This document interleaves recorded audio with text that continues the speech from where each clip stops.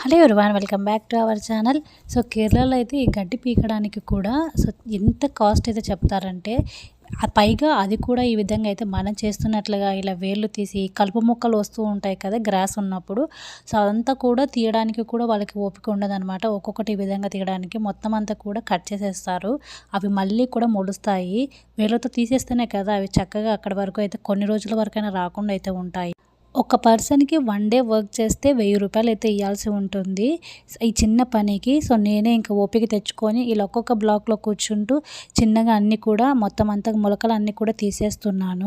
Gross కూడా నా వరకు అయ్యేంత వరకు రోజు కొంచెం వరకైతే చిన్న సీజర్ తీసుకొని దాంతోని కట్ చేస్తూ మొత్తం అంతా గార్డెన్ అంతా కూడా నీట్‌గా అయితే చేశాను.